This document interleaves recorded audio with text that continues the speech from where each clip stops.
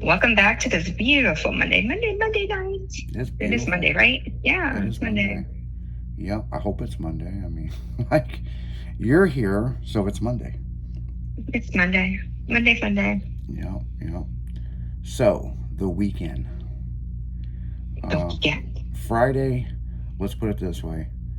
After I got off the radio show and the shit I Yeah. had to deal with, I was like, I just want to go home. I'm Oh, just, you ever have one of those days you're just like, I'm done. I just want to go home. yeah. I just want to go home and curl up in a blanket like a burrito and be left the fuck alone. And so yeah, that was my Friday, pretty much. Okay. Then Saturday was Josh Bacon's funeral, and so Okay. a lot of interesting shit happened. Okay, and when my mom passed away, some weird shit happened, and you remember that. And Yeah. and remember, I was like, I don't believe in this shit, but weird shit did happen. And when my mom passed away, Leslie was right there for me, whatever I needed, and I do appreciate the friendship. Josh, he passed away a few months ago. He was a little bit part of Styling Radio. He was on other radio stations and stuff throughout the country. Massive fucking funeral, over 500 people. I mean, it was massive. But he's real similar to me. He has different groups of people he hangs out with, and then none of those people, they kind of knew who me and a few of my friends were, but it was very interesting. So this is how it went. I talked about it on the morning show and the afternoon show, and I'm just gonna give you guys the rundown again if you guys didn't hear it on those shows. So I got to be there at 2 o'clock, but in typical Bacon fashion, me and him would show up to people's birthday parties an hour late, so everybody kind of knew, I wasn't going to show up right at 2. However, the weirdest thing, it's like Bacon was playing a trick on me because I was going to Hmm. try to be there at 2 because of the family. And all of a sudden, my TV had an update, and it was one of these. It was weird. It was like, turn off the TV, turn it back on, disconnect your Wi Fi, turn the TV back off, turn it. It was like all these stupid instructions, and I'm like, okay, well, this should only take a few minutes while I'm getting ready. This shit took 45 minutes, and I didn't know when I was going to be back home. Nobody's at my house except my fur babies, my pugs, and if the TV's on, they'll sit and watch TV. Well, what happens when the TV's not on? They'll find something else to get into, So, Uh-huh. so I'm like, I gotta fix this damn TV, right? So it took forever. I got the TV fixed. I was gonna drive my Orangey, one of my custom trucks. Thank God I didn't. I've seen the King Kong of all fucking speed bumps. It was so bad, Leslie. It did. I took my Civic, and need to know my Civic's lowered. It drug the exhaust and the body kit on the sides, the Oh side my goodness. skirts. This speed bump was the Godzilla of speed bumps. It was like 2.5 foot tall. If I was just like, is this a barrier? Like, who the hell puts this up? They obviously don't want nobody speeding through this place.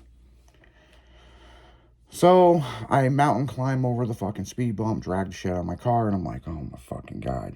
So I come up around the Hmm. hill in this bend, and there is nowhere to park. And I'm like, good god, there are some people here. So I got to go. It says, um, Josh funeral, extended parking up the road. Go up the road. There's like a church or something. I don't know if it's a church or a workshop or something with the church that was full.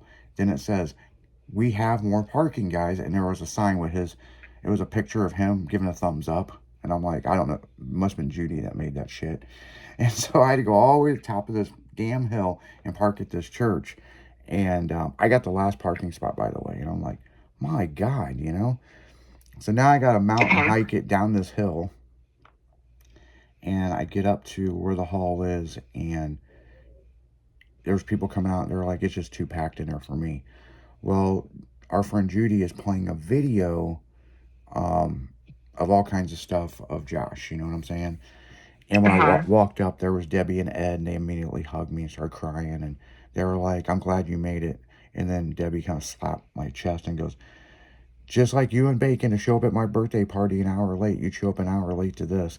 But we knew you were going to be late. And I was like, okay, no big deal.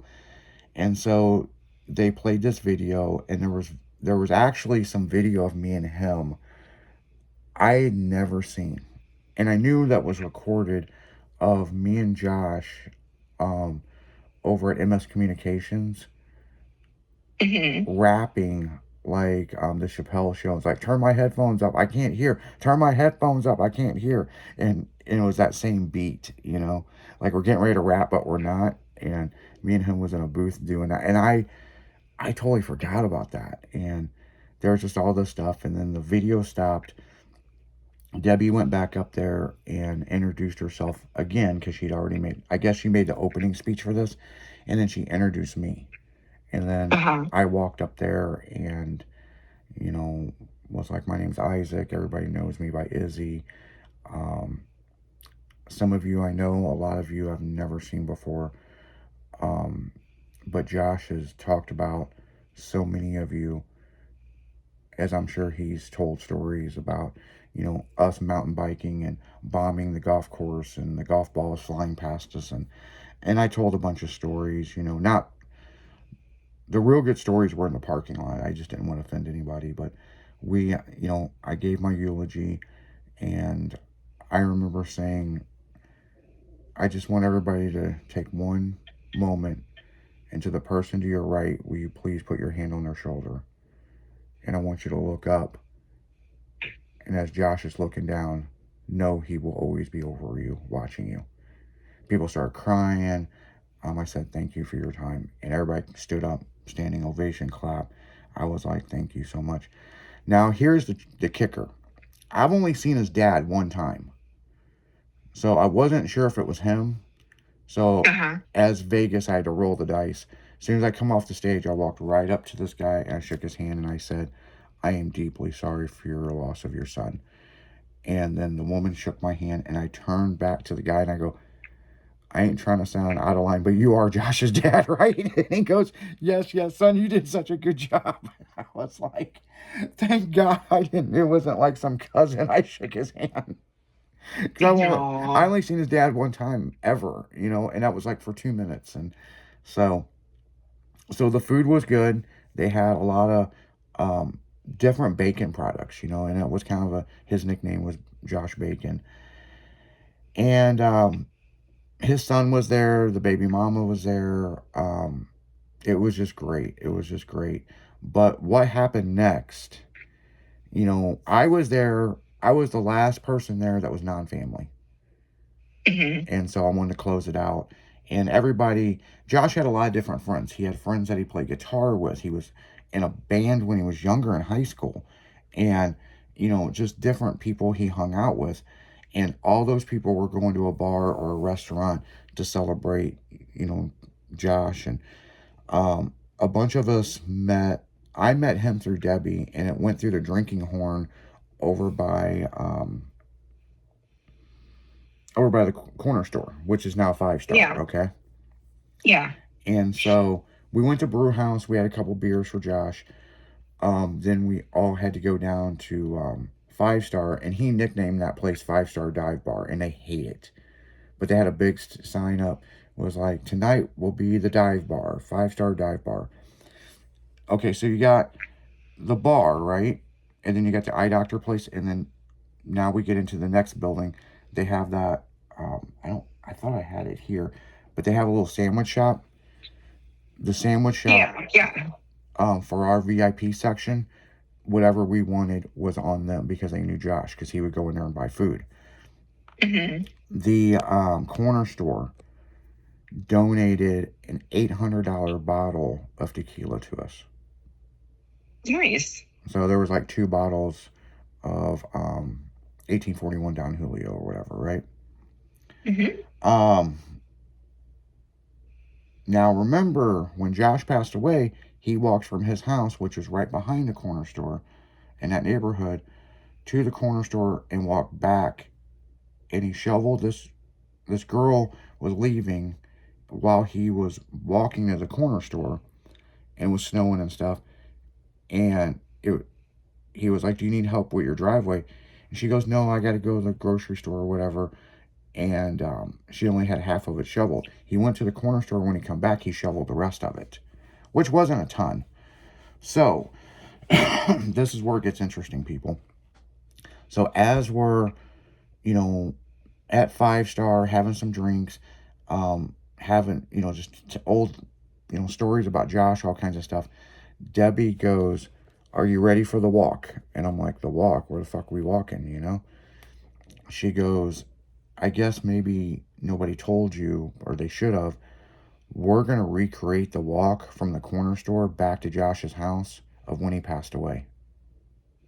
And we're going to sit on the back porch. We're all going to smoke a cigarette. Now, some of these people don't smoke anymore, you know what I'm saying? Mm-hmm. Because we would go hanging out, and we would hang out on Josh's back porch and have a cigarette and drink, right? Yeah. So I'm like, fuck yeah, I'm down. And she goes, I got, Josh's favorite drink, if he could afford it, which the corner store donated. So we left all of our drinks on the table. They were guarded, they had little top hats for them, We left, we went to the corner store, we said hi to George, and he started crying because he knew what we were doing. Yeah. And we walked from the corner store to Josh's house. Now, halfway as we're walking, some weird shit happened. He would talk about fresh linen, clean sheets. And as we're walking, we could smell someone's dryer vent. And we're like, that is weird. You know what I'm saying? It's like something was trying to get our attention. So then I was like, hey, Josh died a few months ago. Does anybody know if someone's living in his duplex? And then we're like, oh shit, some random person could be living there, and we're just going to go bomb their backyard, Yeah. So as we get closer, the shovel that Josh used at the girl, the neighbor, was leaning against the wall. And we were like, whoa, that looks like the shovel, or it could be the shovel, and that's weird, So we come up, and there's a construction crew at Josh's place, remodeling it, right? Mm-hmm. And we're like, oh no, what are we going to do? So we talked to him. The owner of the building was there, of the duplex.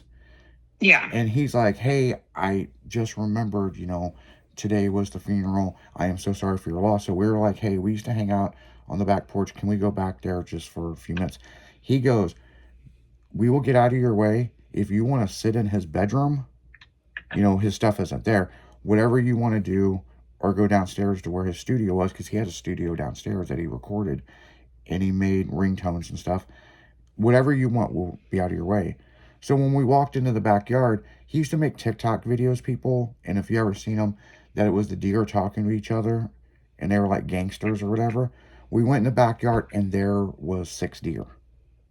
And we were like, oh wow, they never left. We sat on the back porch, smoked some cigarettes, drank some tequila, poured some on the ground, and said our goodbyes to Josh.